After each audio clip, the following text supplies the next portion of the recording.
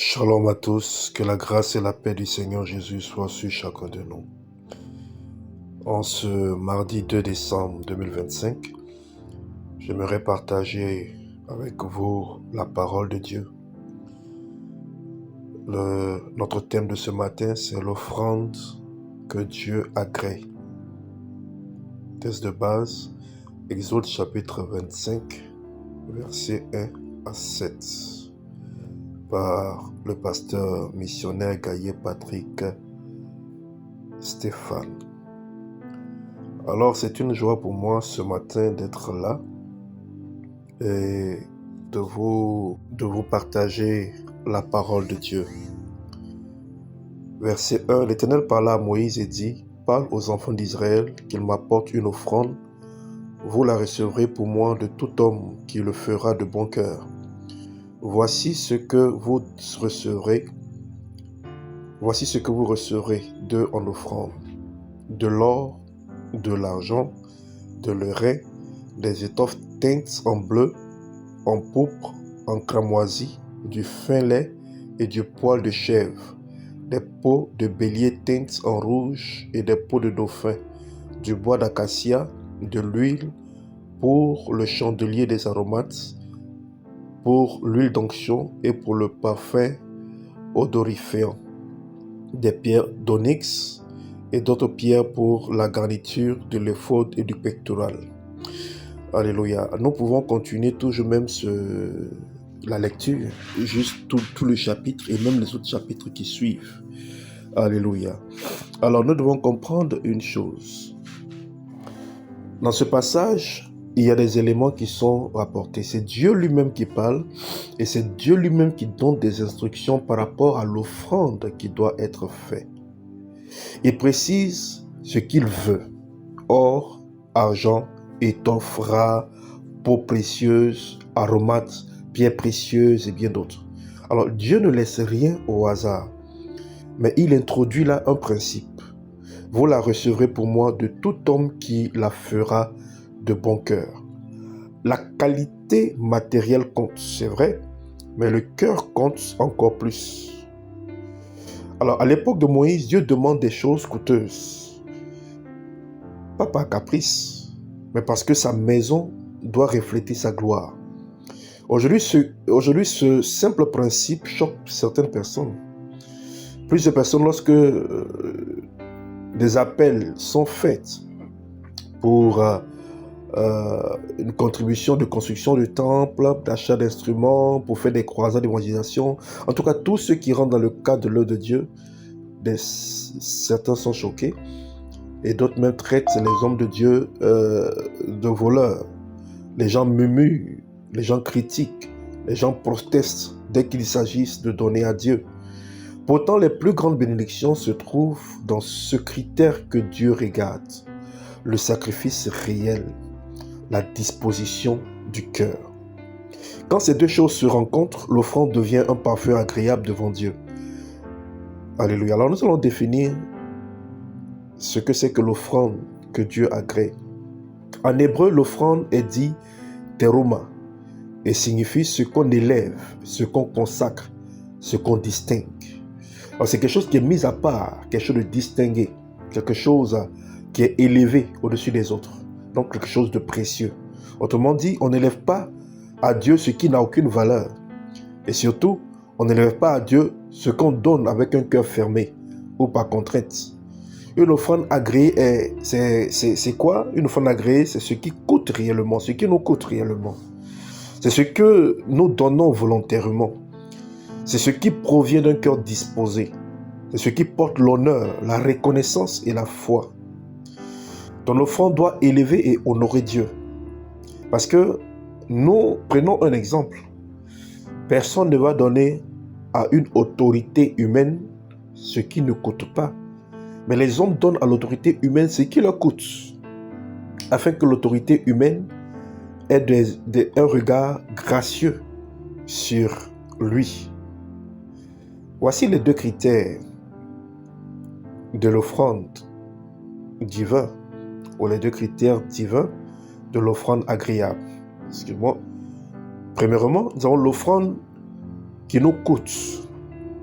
L'offrande doit te coûter quelque chose. David l'a dit avec une précision chirurgicale. Je n'offrirai pas à l'Éternel un sacrifice qui ne me coûte rien. Selon 2 Samuel chapitre 24, verset 24. Dans la logique du royaume de Dieu, tout ce qui ne coûte pas n'a pas de poids spirituel. Dieu ne bénit pas les restes, il bénit le sacrifice. Jésus a été donné en sacrifice, lui qui est le Fils unique de Dieu. Son sang précieux a coulé. Alors Dieu lui-même, en voulant nous faire une offrande, en voulant nous faire un sacrifice, a donné ce qu'il avait de plus précieux. Alléluia. L'offrande doit venir d'un bon cœur. Le deuxième élément, des critères ou des caractéristiques de l'offrande que Dieu agrée, c'est qu'il doit venir d'un bon cœur. Exode chapitre 25, verset 2 nous dit ceci.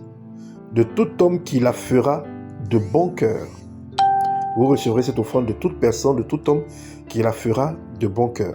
Dieu ne veut pas d'une offrande faite sous pression, non. Dieu ne veut pas une offrande qui est faite par contrainte ou par contre-cœur. Dieu ne veut pas une offrande qui est faite par tradition. C'est-à-dire c'est une répétition. Donc en fait, ça n'a plus de sens, ça n'a plus de valeur, c'est vidé de tout son sens et de toute sa valeur, non. Dieu veut quelque chose qui nous coûte, quelque chose qui vient du fond de notre cœur. Je bénis Dieu pour un pays dans lequel je suis allé, qui est le Burkina. Et dans l'une des églises des Assemblées de Dieu de Burkina, le pasteur m'expliquait ceci. Quand ils ont un programme à faire, lorsqu'ils ont des projets, il suffit simplement d'informer à l'église. D'informer l'église, le peuple de Dieu, qui ont déjà tous les canaux nécessaires pour faire l'offrande à l'église. Alors, il n'y a pas de programme qui est organisé de collecte de fonds. Les chrétiens, étant éduqués spirituellement et matures dans ce domaine, font eux-mêmes, chaque mois, les gens font des virements. Dans la semaine, les gens font des offrandes. Et l'œuvre est bâtie à la gloire de Dieu. Alléluia. Donc, il ne veut pas d'offrande qui est faite aussi pour être vue. Il y a des gens à l'église qui donnent leur superflu pour être vus. Comme Jésus qui disait que cette femme a donné de ce qu'elle avait de plus précieux, mais les autres ont donné de leur superflu pour être vus. Il y avait des gens devant eux qui chantaient, qui dansaient, qui annonçaient, des griots qui annonçaient qu'ils viennent donner des offrandes. C'était leur superflu. Pour Dieu, la disposition du cœur est plus importante que l'offrande elle-même. Ce que tu donnes est important, d'accord? Mais pourquoi tu le donnes compte encore plus aux yeux de Dieu. Pourquoi tu le donnes? Qu'est-ce qui te pousse à donner? Quelle est la disposition? Quel est l'état de ton cœur pendant que tu donnes? Vous savez quoi? C'est l'homme qui regarde à ce qui frappe les yeux. Ce qui importe à Dieu, c'est ce qui est dans ton cœur. Pendant que tu dis quelque chose ou pendant que tu fais quelque chose. Dieu regarde d'abord la motivation, puis la valeur matérielle de la chose. Paul le confirme plus tard. Dans 2 Corinthiens chapitre 9 verset 7, il dit que chacun donne comme il a résolu en son cœur, sans tristesse ni contrainte. L'argent de donner ouvre la porte de la faveur. Alors, quels sont les fondements bibliques de cela? Nous allons citer quelques fondements bibliques. Honorer Dieu avec nos biens amène la bénédiction. Selon Proverbes chapitre 3 verset 9 à 10. La faveur a été célébrée par Jésus, non pour le montant, mais pour le cœur. Dans Marc chapitre 12, verset 41 à 44, lorsque la femme venait faire l'offrande. Caïn a donné sans cœur. Il a donné de quelque chose qui n'était pas selon le plan et les désirs de Dieu. Dieu n'a pas agréé. Abel a donné avec sacrifice. Dieu a agréé, selon Genèse chapitre 4. Alors, voyons là le même principe, le même Dieu, les mêmes exigences. Ce qui te coûte, avec un cœur joyeux. C'est ce que Dieu agrée. Alors, quelles sont les implications pratiques que nous pouvons avoir de cela? Donne ce qui te coûte, mais donne-le avec un cœur joyeux. Ne laisse jamais l'offrande devenir une routine religieuse. Ne donne pas par pression, par peur ou par calcul. Comme je le dis souvent aux gens, je dis normalement, pour ceux qui ont compris, l'offrande devait être même beaucoup plus élevée que la dîme. Parce que la dîme est déjà fixée. Mais l'offrande, c'est ce qu'on donne. de manière libérale, avec joie et de tout notre cœur. Alors ne donne pas par pression, par peur ou par calcul. Donne pour honorer Dieu, pas pour impressionner les hommes. Donne avec paix, avec gratitude, avec conscience du privilège. Ne donne jamais par pression sociale, non, pour que les gens me voient, pour que les gens... Ce qui te reste, donne ce qui t'honore.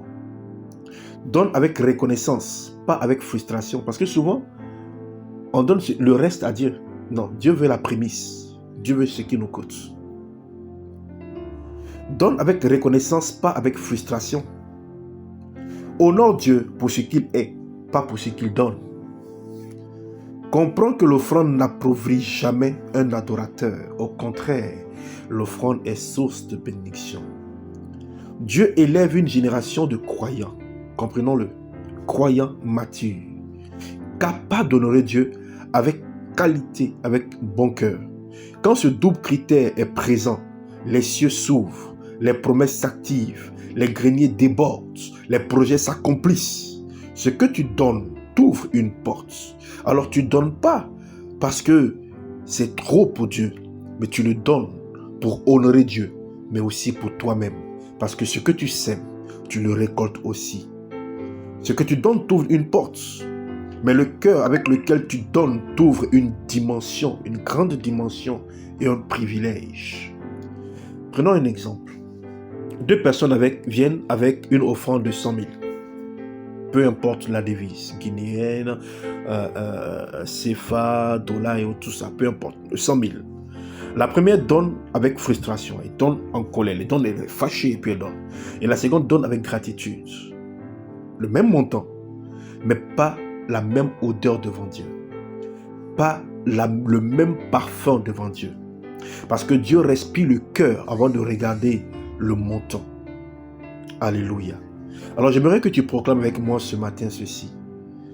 Mon cœur devient un réservoir d'honneur. Je donne avec sacrifice et joie. Je refuse la mentalité des restes. Mon offrande porte une odeur agréable devant Dieu. Le ciel s'ouvre sur ma maison au nom de Jésus. Je sème avec foi. Je récolte dans la bénédiction. Dieu me donne la force de bâtir sa maison. Je marche dans la grâce financière. Ma générosité attire le surnaturel. Je deviens un canal de bénédiction au nom de Jésus-Christ. La pauvreté intérieure quitte ma vie. Mes offrandes deviennent des témoignages spirituels au nom de Jésus-Christ. Je veux prier avec toi. Seigneur, je prie au nom de Jésus-Christ pour toute personne qui entend ma voix ce matin. Je prie que tu étendes ta main sur chacun de nous. Je prie que tu donnes à ton fils, à ta fille, un cœur qui donne avec joie au nom de Jésus-Christ. Je prie que tu ouvres l'entendement de celui qui m'entend et qu'il comprenne la dimension et les faveurs et le privilège qui nous a été donné de contribuer et de participer à ton œuvre. Seigneur, je prie au nom de Jésus-Christ que toute offrande que ton enfant ou tes enfants donnent avec corps joyeux, qu'ils reçoivent au centuple au nom de Jésus-Christ.